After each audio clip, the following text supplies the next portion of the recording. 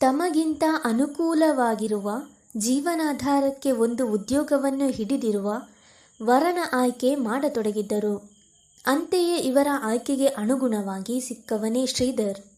ಇರುವ ಕೆಲ ದಿನದಲ್ಲಿ ಸುಮಧುರ ಮದುವೆ ಶ್ರೀಧರ್ನೊಂದಿಗೆ ನಿಶ್ಚಯ ಮಾಡಿದರು. ಶ್ರೀಧರ್ ಮಧ್ಯಮ ವರ್ಗದಿಂದ ಬಂದವನು. ಹೆತ್ತವರ ಒಬ್ಬನೇ ಸುಪುತ್ರನಾಗಿದ್ದ. ಖಾಸಗಿ ಸಂಸ್ಥೆಯಲ್ಲಿ ಉದ್ಯೋಗಿ ಆಗಿದ್ದವನು. ಇತ್ತ ಸುಮಧುರ ತನ್ನ ಭವಿಷ್ಯದ ಕನಸನ್ನು ಕಾಣತೊಡಗಿದಳು. ಆದರೆ ಇದಾವುದರ ಸೂಚನೆ ಇರದೆ ರಾಜೀವ್ ಸುಮಧುರಳೊಂದಿಗಿನ ತನ್ನ ಜೀವನದ ಕನಸನ್ನು ಹೆಣೆಯತೊಡಗಿದ್ದ. ಪದವಿಯಲ್ಲಿ ಅಂತಿಮ ಪರೀಕ್ಷೆಗಳು ಪ್ರಾರಂಭವಾದವು. ರಾಜೀವ್ಗೆ ಸುಮಧುರಳನ್ನು ಭೇಟಿಯಾಗಲು ಸಮಯವೇ ಸಿಗಲಿಲ್ಲ. ಸುಮಧುರ ಮೇಲಿನ ಆಕರ್ಷಣೆಯನ್ನೇ ಪ್ರೀತಿ ಎಂದುಕೊಂಡ ರಾಜೀವ್ಗೆ ತಮ್ಮ ಪ್ರೀತಿಯನ್ನು ಹೇಳಿಕೊಳ್ಳಲು ಸಾಧ್ಯವಾಗಲಿಲ್ಲ. ಅವನ ಆಕರ್ಷಣೆ ಅವನೊಂದಿಗೆ ಉಳಿದು ಹೋಯಿತು. ಸುಮಧುರಳ ಮದುವೆಯು ಅವಳ ಹೆತ್ತವರು ತಮ್ಮ ಅನುಕೂಲಕ್ಕೆ ತಕ್ಕಂತೆ ಭರ್ಜರಿಯಾಗಿಯೇ ಮಾಡಿದರು.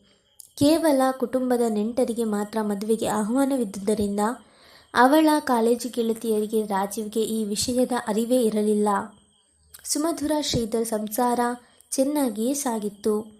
ಹೆತ್ತವರೇ ನೋಡಿದ ಹೆಣ್ಣನ್ನು ಮದುವೆಯಾದದ್ದರಿಂದ ಶ್ರೀಧರ್ಗೆ ಸುಮಧುರಳ ಮೇಲೆ ಯಾವುದೇ ತಕರಾರಿರಲಿಲ್ಲ. ಅವನ ಪ್ರತಿ ಮುಂಜಾನೆ ಹಾಗೂ ಮುಸ್ಸಂಜೆಯು ಸುಮ ಎನ್ನುವುದರೊಂದಿಗೆ ಆರಂಭ ಹಾಗೂ ಕೊನೆಗೊಳ್ಳುತ್ತಿತ್ತು. ಅವನ ತಂದೆ ತಾಯಿಯೂ ಮಗ ಸೊಸೆಯ ಸಂಸಾರವನ್ನು ಕಣ್ಣು ತುಂಬಿಕೊಳ್ಳುತ್ತಿದ್ದರು.